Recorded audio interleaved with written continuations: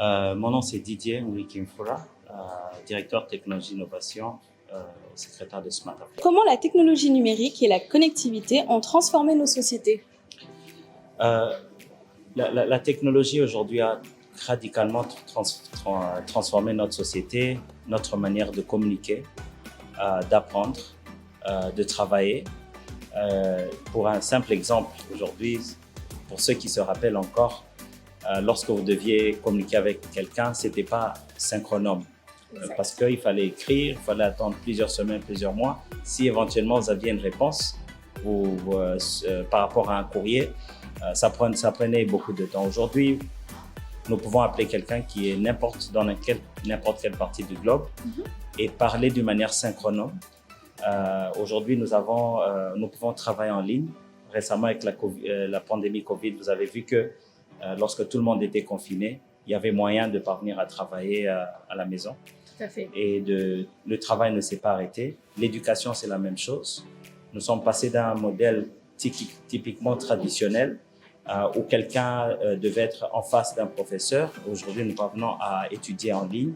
La santé, c'est la même chose. Nous avons généré beaucoup de données et une des choses qui nous a permis à surmonter la pandémie Covid, c'est aussi le fait que les données étaient rapidement disponibles, étaient plus facilement traitées et ça permet à trouver justement des solutions. Donc, les technologies aujourd'hui sont partout. Les services aujourd'hui électroniques, quand vous avez besoin des services du gouvernement, vous n'avez plus besoin d'aller physiquement. Je vais donner un exemple d'un pays que je connais très bien, le Rwanda. Aujourd'hui, il y a plus de 100 services qui sont en ligne et les seuls services qui demandent la présence physique, c'est le mariage. Parce que tu ne peux pas te marier électroniquement, tu dois vraiment te marier physiquement.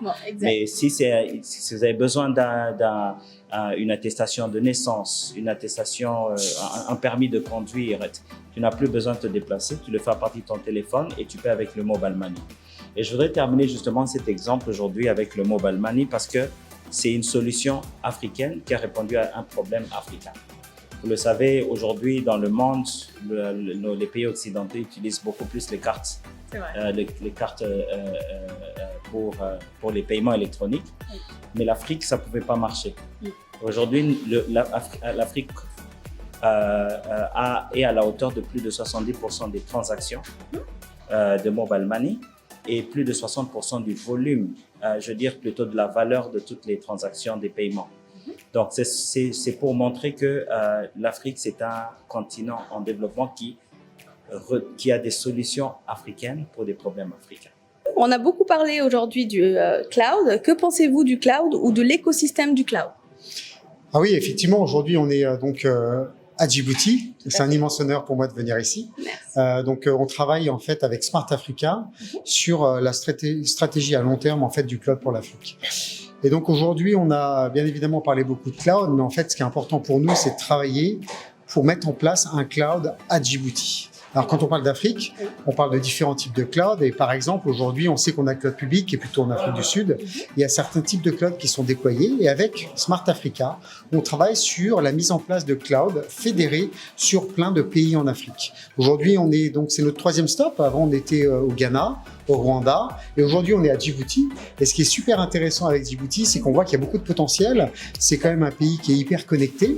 Et donc, la stratégie du cloud pour Djibouti, c'est de mettre à disposition les données en Afrique, à Djibouti, pour les clients qui sont à Djibouti, et bien évidemment faire participer en fait le pays dans le déploiement de ce cloud.